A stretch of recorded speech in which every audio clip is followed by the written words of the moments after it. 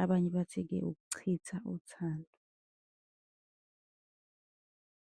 Umuthi-ke wokuhlukanisa abantu abathandanayo isikhathi esiningi kuba yisichitho.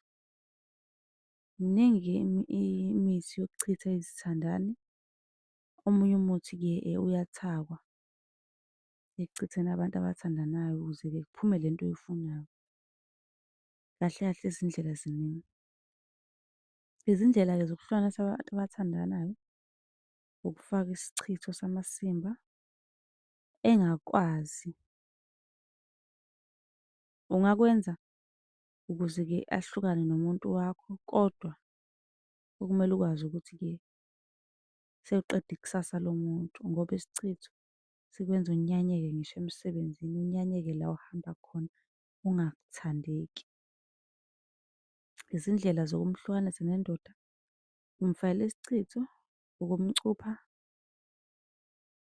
umcuphe. Ziningi-ke iy'ndlela zokucupha. Noma-ke ucuphe indoda livele lilale engenzi lutho ume naloyo muntu wesifazane okungomunye. Yabo? Okanye ukuphindisa isichitho.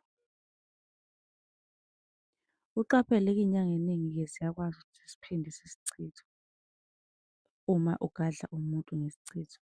Kahle kahle kumele uqine. Uma unombuzo ungabuza kwi-comment, kodwa-ke kahle kahle imithi nje ihlukahlukene. Ungabuza-ke nangayo imithi, ungabuza ngamaphupho.